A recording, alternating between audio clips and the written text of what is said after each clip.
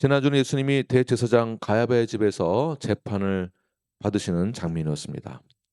예수님은 지난 시간 진리를 선포하시면서도 침묵하셔야 될 때는 침묵하심으로 예수님의 그 침묵으로 인하여서 모든 죄를 다 감당하시고 이제 유죄 판결을 받게 되는 그러한 장면이었습니다.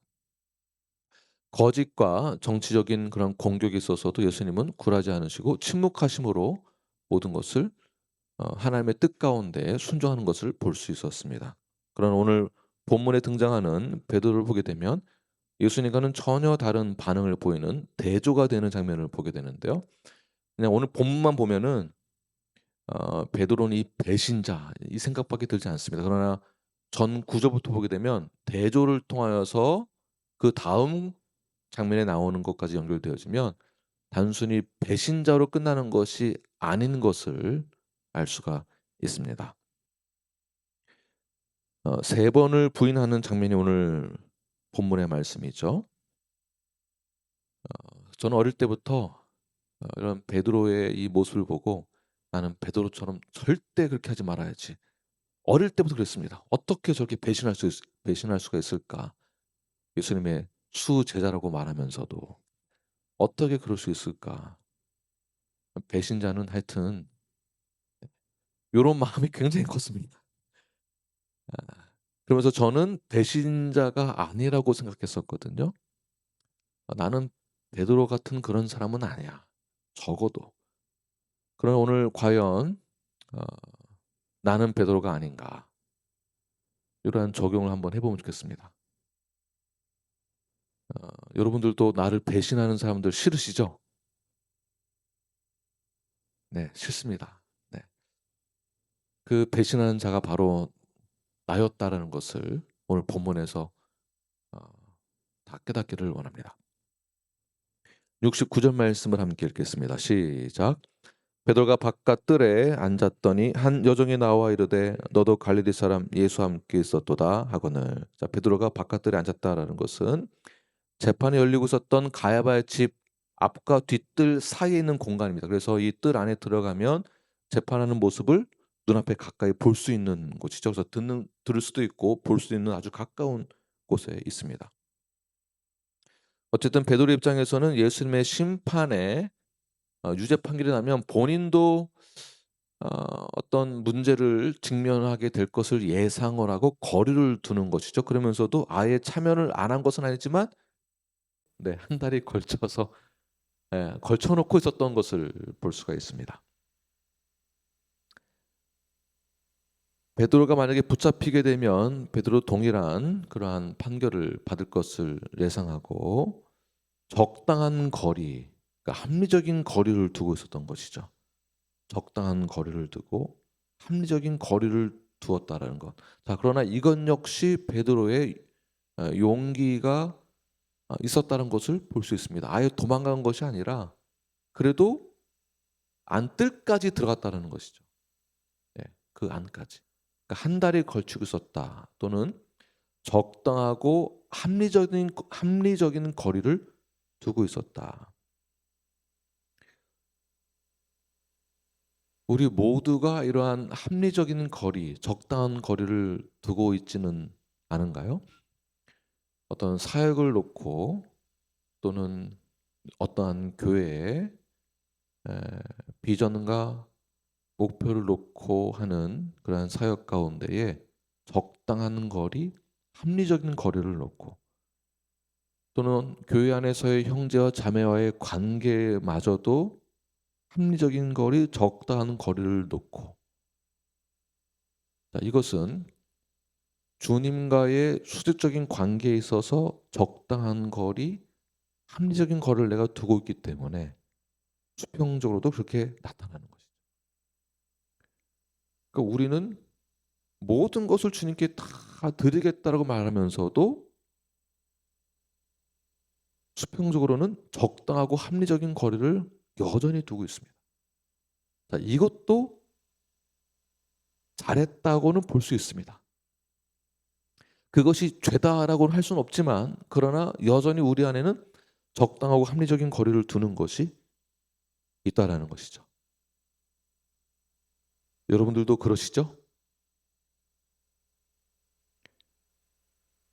이때에 그 자리에 누가 등장하는가?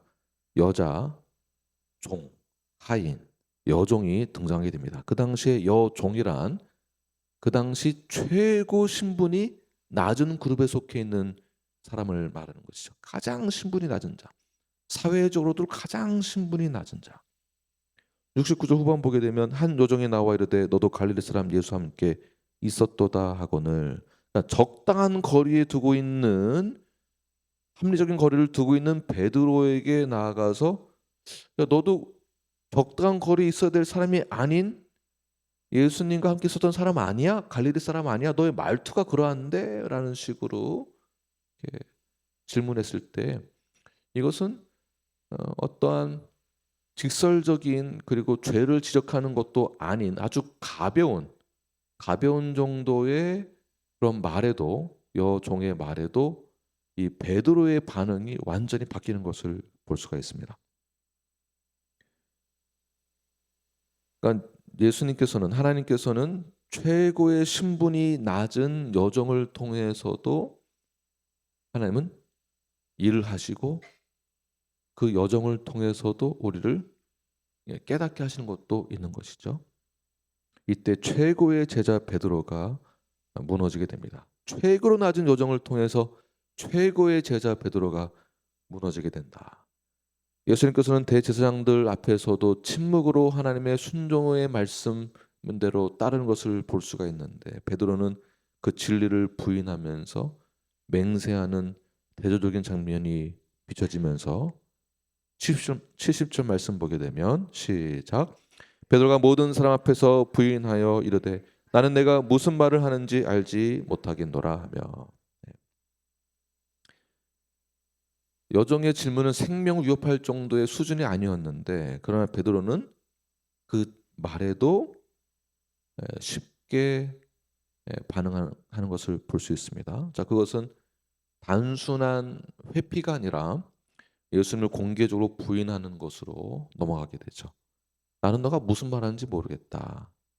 이것은 완벽한 거절을 하는 동시에 실상 예수님과의 관계를 완전히 부정하는 것을 뜻하고 있는 것입니다. 예수님과의 완전한 관계 단절을 선언한 것이죠. 나는 그와 아무런 상관이 없다. 나는 너가 무슨 말하는지 전혀 모르겠다. 베드로는 자신의 정체성을 숨기는 그런 말을 선포하게 됩니다. 예수님의 제자라는 것을 숨긴다라는 것, 예수님과의 관계를 단절한다라는 것을 선언한 것이죠. 그리고 71절 보게 되면 시작. 암문까지 나아가니 다른 여종이 그를 보고 거기 있는 사람들에게 말하되 이 사람은 나사렛 예수와 함께 있었도다 하며. 자, 베드로는 그 위험을 피하려고 장소를 옮겼는데 오히려 두 번째 시험을 당하게 됩니다. 다른 여종이란 첫 번째 여종보다 더 확신에 차 있는 여종이죠. 더욱더 확신에 차 있는 그 여종의 말, 그 선언이 무엇입니까? 이 사람이 나사렛 예수님과 함께 있었던 자다. 아주 확신의 말을 하니까 그때 베드로가 어떻게 반응하는가? 72절 시작. 베드로가 맹세하고 또 부인하여 이르되 나는 그 사람을 알지 못하더라 하더라. 여기서 맹세를 하게 되죠. 그것도 단순한 부정이 아니고요. 하나님의 이름을 걸고 주님의 이름을 걸고 부정하게 됩니다. 자세히 보게 되면 나는 그 사람을 알지 못한다. 자, 그 사람이 누구일까요? 예수님. 예수님의 이름조차도 부르지 않는다라는 것은 나와는 전혀 관계없는 사람이다라는 것으로 거리를 두기 시작합니다. 완전한 맹세를 통해서 1단계 부인하는 것은 그 강도가 모른다라고 하다가 두 번째는 맹세하게 되고 세 번째에 들어서서는 74절 말씀 시작. 그가 저주하며 맹세하여 이르되 나는 그 사람을 알지 못하노라 하니 곧 닭이 울더라. 자, 그가 저주하며 누가 저주할까요? 베드로가 그 사람을 저주했다는 것이죠. 그리고 맹세하게 됩니다. 자, 이 말은 그러니까 베드로가 저주했다라는 이 말은 내가 만약 그 사람을 아는 사람이라고 한다면, 조금이라도 관계 있는 사람이라고 한다면 그 저주 내가 받겠다라는 뜻이죠. 그런 확신을 가지고 맹세하며 선언합니다. 이 정도면은 베드로 이거 구원받은 자 맞나라는 생각을 하게 되죠. 이거 구원받은 거 맞나? 여러분들은 어떻습니까? 어떻게 생각하십니까? 베드로 구원받은 거 맞나? 입을 다물기로 작정하셨습니까? 애매모하시죠? 이제 답변하기 애매모하시죠? 우리가 결론을 알고 있으니까 이제 말을 못 하는 건데, 사실 이 정도면은 야 이건 인간도 아니다. 예수님에게 받은 그 사랑과 은혜가 얼마나 큰데, 구원을 떠나서라도 인간적으로라도 관계가 있는데 이 정도로 부인한다는 것은 진짜 다시는 쳐다보고 싶지 않을 정도의 그런 부류죠. 자, 우리도 예수를 믿는다고 하면서 우리가 생명의 위협을 받은 적은 없지만, 베드로도 첫 번째는 생명의 위협을 받을 만한 정도의 수준이 아니었는데도 부인하는 것을 볼 수 있습니다. 그와 마찬가지로 우리도 생명 위협을 받은 적은 없지만 마치 예수님이 나의 삶의 주인이 되시는 것을 부인하는 삶을 살고 있지는 않은지, 저는 여기에 한번 초점을 두고 싶습니다. 우리가 구원을 받았다라고 하고 영생을 받았다라고 하고 새 생명을 받았다라고 하고 신부라고 하고 주님과 한 몸을 이루었다라고 하고 하나님의 권속이 되었다라고 하는데, 나의 삶의 주인이 오직 예수 그리스도이심을 믿음으로 선포하며 거듭난 자라고 하는데, 생명의 유업을 받은 적은 없지만 내 마음대로 내 뜻대로 내 원대로 하는 삶은 없는지 한번 생각해 보시길 바랍니다. 성경에 위배되는 삶을 살고 있지는 않은지, 또는 세상에서 살면서 예수님이 없는 척하면서 살고 있지는 않은지, 한번 솔직히 한번 나 자신을 돌아보시길 바랍니다. 우리가 크리스찬이라고 하는데 이 세상 살아갈 때 마치 예수님이 없는 척하면서 우리가 반응한 적 없습니까?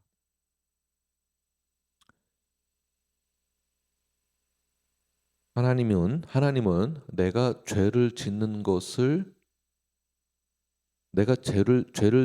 그런 행위들을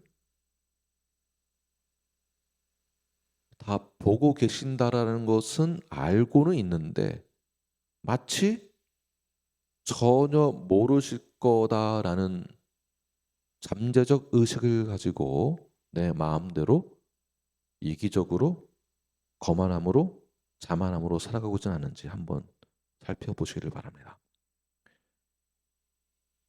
우리는 죄를 지으면서도 예수님을 부인하는 것을 모르고 있습니다. 내가 베드로인지는 전혀 모르죠. 그래서 아주 합리적인 하나님과의 거리를 두고, 아주 합리적인 적당한 거리를 두고 성경에 따르는 척하면서 순종하는 척하면서 살아가는 나 자신 한번 돌아보십시오. 말씀이 우리에게 주어졌음에도 불구하고 그 말씀을 회피하려고 하는 그런 성향이 우리 모두에게 있습니다. 모두에게 있습니다. 요한복음 3장 19절부터 20절 말씀을 함께 읽겠습니다. 시작. 그 정죄는 이것이니 곧 빛이 세상에 왔을 때 사람들이 자기 행위가 악함으로 빛보다 어둠을 더 사랑한 것이니라.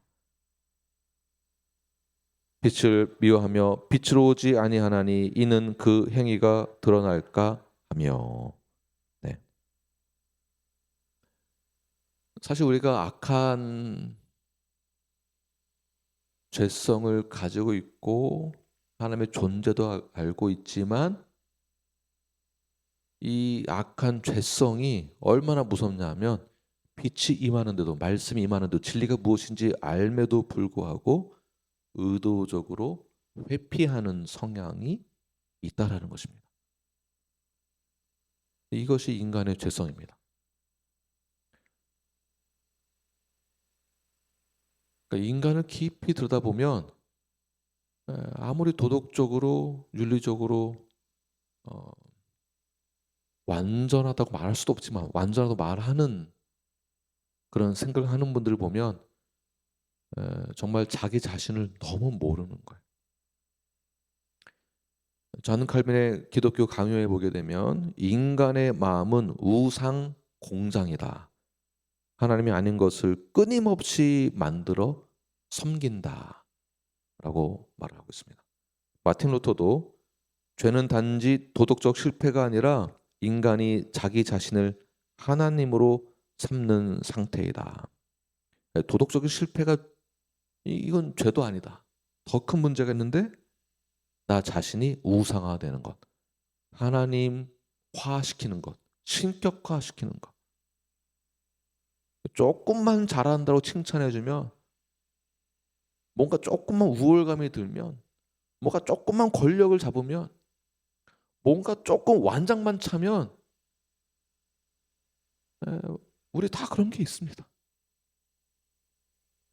결국 죄의 본질은 하나님의 하나님이 부재의 상태였기 때문에 그것을 죄라고 하는 것이 아니라 죄는 하나님의 대체 상태가 되는 것이 죄입니다.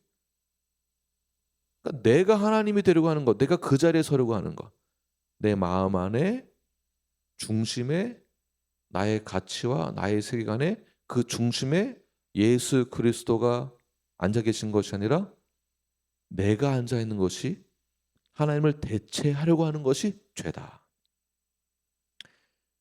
하나님이 없는 척하는 것이 아니라 하나님을 대신하는 내가 주인이 되고자 하는 것이 죄다.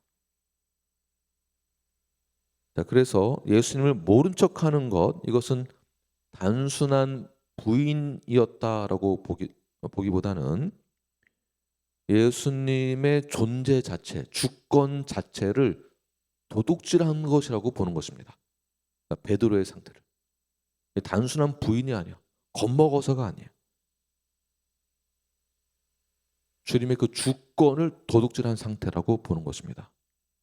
베드로가 그러했고 우리가 그렇다라는 것입니다. 우리가 나는 적어도 베드로처럼 그렇게 안 합니다. 어떻게 그 인간 그럴 수 있습니까? 라고 하지만 베드로가 합니다.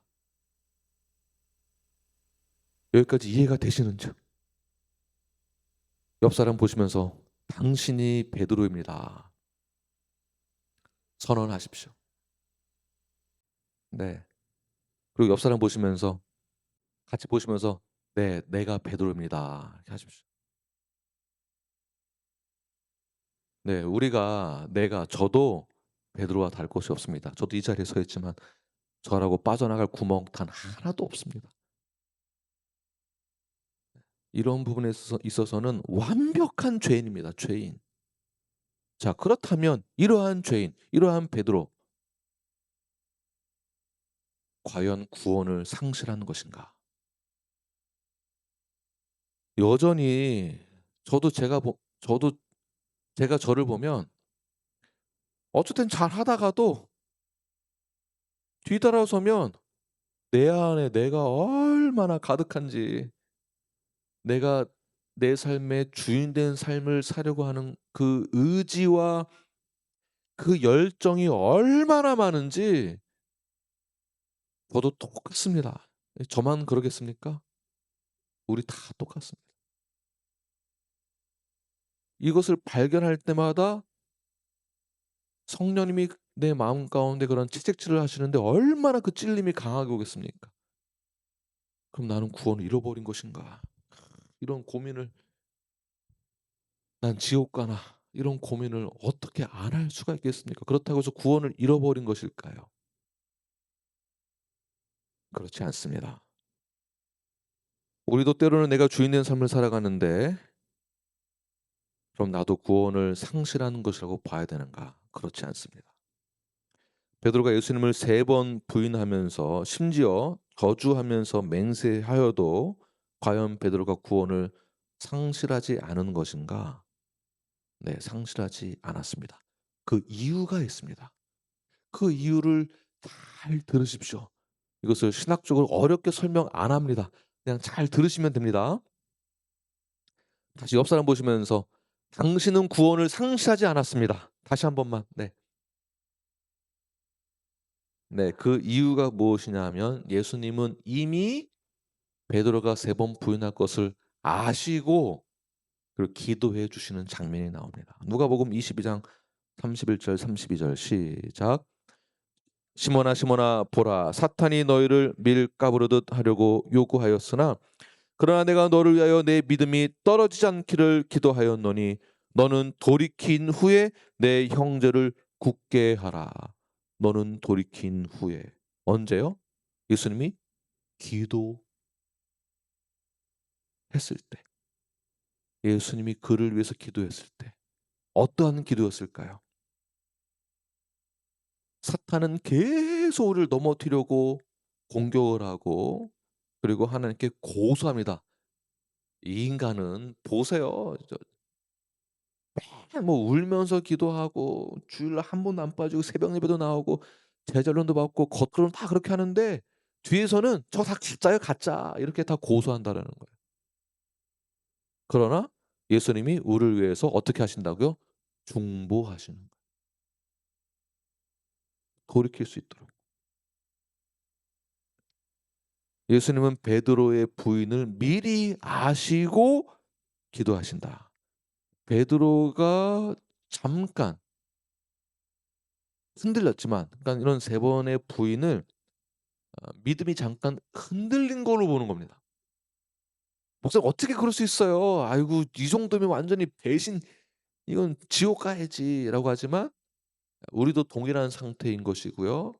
우리 역시 잠깐 믿음이 흔들렸지만 주님과의 관계는 완전히 끊어진 것이 아니다. 왜냐하면 주님께서 미리 아시고 우리를 위해 중보하시고 계시기 때문입니다. 두 번째는 이 베드로가 부인했던 것은 일시적인 타락 예 이지 궁극적인 배교는 아닙니다. 그러니까 베드로는 순간적인 두려움 가운데에 잠깐 무너졌습니다. 그렇다고 예수님을 완전 부정한 상태는 아닌 것이죠. 왜냐하면 본문 75 절에서 그렇게 말씀하고 있습니다. 본문 75 절. 시작. 이에 베드로가 예수의 말씀에 닭 울기 전에 내가 3번 나를 부인하리라 하심이 생각나서 밖에 나가서 심히 통곡하니라. 자, 예수님 하신 말씀이 잠깐 기억이 났다. 어? 그때 이렇게 말했는데 예수님이 이 정도의 기억이 아닌 것이죠. 자, 예수님 말씀하신 것이 생각났다라는 것은 성령의 역사라고 부른 것입니다. 그러니까 무슨 생각일까요? 회개의 마음이 그때 들어온 것입니다. 그러니까 생각났다라는 것은 회개의 마음이 회개의 영이 성령의 역사로 베드로의 마음 가운데 그가 3번 부인한 것이 죄라는 것을 인식하고 회개하게 됐다. 회개 영이 들어왔다는 것이죠. 그리고 심히 통곡했다라는 것은 그냥 '아이고 내가 왜 그랬을까.'라는 후회가 아니라 그러니까 회개는 후회가 아닙니다. '아 그때 내가 왜 그랬을까. 이렇게 하지 말걸. 하지 말았을걸. 아 내가 왜 그랬을까.'로 생각에 멈추는 것이 아니라 성령의 역사로 회개형을 통해서 그것이 죄임을 깨닫고 고백하는 것이죠. 그래서 죄의 자리에서 벗어나서 다시 한번 하나님께 나아가는 행동적인 회개가 뒷받침되는 거. 그러니까 배상까지. 베드로의 회개는 단순한 후회가 아니라 말씀을 기억하고 하나님 앞에 다시 나아가게 되는 전환점을 맞이하게 된 것입니다. 시편 51편 17절 말씀을 함께 읽겠습니다. 시작. 하나님께서 구하시는 제자는 상한 심령이라. 하나님이여 상하고 통회하는 마음을 주께서 멸하시지 아니하시리이다. 네, 아멘. 회개는 단지 용서받기 위한 그러한 조건을 말하는 것이 아닙니다. 회개란 하나님의 통로로 하나님의 그 은혜를 다시 붙잡는 통로로 사용되는 것이 회개입니다. 그러니까 회개는 하나님의 은혜를 붙잡는 거예요. 그냥 감정적인 회개가 아닙니다. 감정적인 생각이 아닙니다. 후회가 아닙니다. 후회와 회개를 혼동하시는 분들이 상당히 많습니다. 후회는 회개가 아닙니다. 돌이키는 것까지. 하나님의 은혜를 붙잡아서 돌이키는 것까지가 회개입니다. 자, 더 나아가서 오늘 본문은 회개하면 용서받는다 이러한 결론을 말하는 것이 아닙니다. 회개하면 용서받는다. 아 그럼 뭐 또 세 번도 부인하고 다음에 또 부인하고 아 회개하면 또 괜찮겠네. 요 정도로 말하는 그런 가벼운 회개의 설교가 아닙니다. 이렇게 회개를 할 수 있는 것조차 그 중심에는 하나님의 은혜가 없으면 이 회개도 안 된다라는 거예요. 그걸 말하는 거예요. 그가 생각했다라는 것은 기억났다. 아 그렇게 하나님 말씀하셨지? 요 정도 선이 아닙니다. 그것을 깨닫게 해 주시는 것도 회개가 가능한 것도 생각나게 하시는 것도 모두 다 하나님의 은혜가 아니면 불가능하다라는 것을 말하고 있는 것입니다. 자 회개, 후회라고 생각하시는 분들은 이 후회하는 것조차 회개하는 것조차 '아 참 내가 이런 걸 이렇게 잘하는구나. 아이고 역시 내가 요 정도의 영적인 수준이 되는구나.' 자화자찬하는 분들이 계시는데 요런 거 순 가짜입니다, 가짜. 요런 생각을 심어주는 게 사탄이 심어주는 생각입니다. 그러니까 오늘날 의 기독교가 교회가 엉망진창이 된 것입니다. 회개를 단순히 후회하는 정도의 수준으로 가르치니까 아주 가볍게 여기고 성도가 됐다라고 하고 구원받았다라고 하고 그리고는 자기 마음대로 살아가는 그리고는 또 회개한다고 해 놓고서는 후회인지 회개인지 모르고 그러한 죄를 반복하면서 회개하면 천국 간다라는 그런 가르침을 받은 가짜 복음의 가짜 교훈에 살아가는 시대가 바로 오늘 현대 교회 이 시대입니다. 제가 말을 너무 세게 해서 죄송합니다. 그러나 이 회개조차 내 힘으로 하는 것이 아니라 이 모든 것 다 하나님 은혜 안에 속해 있다라는 것. 그때 우리가 비로소 복음에 더 깊이 나아갈 수 있는 것입니다. 내가 쟁취하려고 하니까 이 복음이 가볍게 느껴지는 겁니다. 세 번째, 베드로의 구원은 상실된 것인가? 그렇지 않습니다. 예수님은 베드로를 다시 회복시키시는데요. 요한복음 21장의 내용들을 보게 되면 예수님 베드로를 다시 찾아오게 됐죠. 그리고 질문합니다. 요한의 아들 시몬아 시몬아 너가 나를 사랑하느냐?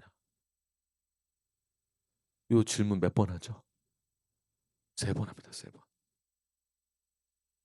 너 정말 나를 사랑하느냐? 베드로의 마지막 답변 무엇입니까? 주께서 하시나이다. 모든 자신의 의의가 다 살인 상태. 그가 다 경험한 것이죠. 아 그 회개도 내 의로 하는 것이 아니구나. 다 하나님의 은혜구나. 그것을 깨달은 거예요. 주님이 아시나이다. 내가 사랑하려고 노력한다고 되는 것도 아니고 내 의대로 내가 열심히 한다고 되는 것도 아니고 오직 주님의 그 은혜 가운데 내가 속해 있으니 내가 주의 말씀에 순종하고 주님께서 심판을 받으실 때에 재판 가운데 재판을 받으실 때 심판 아니죠. 재판을 받으실 때에도 하나님의 뜻에 순종하심으로 침묵하시고 그 모든 수모와 고난을 다 견뎌내시면서 우리를 위해 죽으셨던 그 하나님 말씀 앞에 순종하셨던 그 모습 가운데 예수님 역시 자신의 의지대로 할 수 없음을 육신의 몸으로 고백하셨었고 그러나 하나님의 뜻에 순종하셨던 것처럼 저 역시 주님의 말씀에 그 은혜에 감사함으로 내가 순종하겠습니다. 부활하신 예수님이 다시 베드로를 찾아왔을 때에 베드로의 마지막 고백 이후에 그때야 비로소 예수님이 뭐라고 말씀하시죠? 그래, 그렇다면 너는 내 양을 먹여라. 내 양을 먹여라. 왜 이런 말씀하실까요? 베드로를 버리지 않았기 때문에 그렇습니다. 구원을 잃어버린 것이 아닌 것입니다. 예수님께서는 진정으로 회개하는 자들을 찾으시고 다시 회복시켜 주셔서 세우십니다. 그러니까 우리는 세움을 다시 받는 것까지 가는 거예요.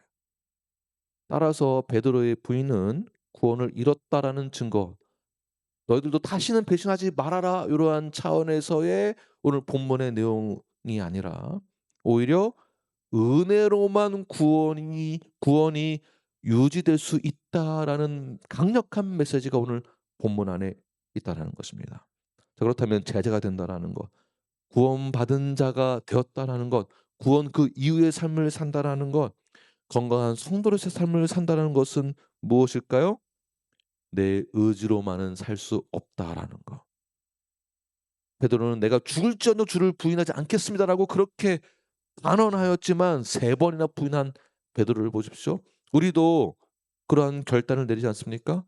제가 주를 위해 죽고 주를 위해 살겠습니다라고 고백하지만 결단하지만 무릎 꿇고 기도하지만 눈물을 흘리면서 통회하지만 우리도 여전히 내 삶의 주인이 나인 것처럼 주인을 부인하는 삶을 살아갑니다. 그러나 거기서 멈춰서는 것이 아니라 내가 회개 자리에 섬으로 다시 한번 돌이켰을 때에는 그것 역시 주님의 은혜 때문이며 그 은혜에 의해서 우리를 회복시키시고 우리를 다시 세우시는 그 하나님의 은혜에 감사함으로 내 양을 먹이라라고 했을 때에 우리는 그 말씀에 주님처럼 순종하며 이 길을 걸어가는 것입니다. 우리가 걸어가는 길은 휘황찬란하고 우리가 걸어가는 길은 넓은 고속도로만 있는 그 길이 아닙니다. 예수 잘 믿었더니 그냥 복 받아서 사업도 잘 되고 부자 되는 거가 아닙니다. 그거 아닙니다. 예수님 잘 믿고 기도만 했더니 우리 아들이 우리 딸이 잘 나가더라. 요것도 아닙니다. 그 인생 하나님이 그 인생에 맞는 베드로와 같은 그 길을 걷게 하실 것입니다. 내 자녀가 누구랑 비교해서 그렇지도 않습니다. 나 역시 누구랑 비교해서 이럴 것도 없습니다. 내가 가는 그 길, 주님이 영향하신 그 길, 구원의 확신이 있는 자들은 내 양을 먹이라. 이건 목사에게만 해당되는 것이 아닙니다. 우리 모두입니다. 우리는 그 자리에 서서 각자 맡겨진 그 역할과 그 영역에서 그 필드에서 양을 먹이는 일들을, 복음을 전하는 일들을, 내 삶의 주인이 왕 대신 예수 그리스도이심을 나타내는 그 일들을 내 삶의 영역에서 필드에서 해내는 것입니다. 그 역할을 감당해내시는 건강한 눈 앞에 성도가 되길 간절히 축원합니다. 아멘. 기도하겠습니다.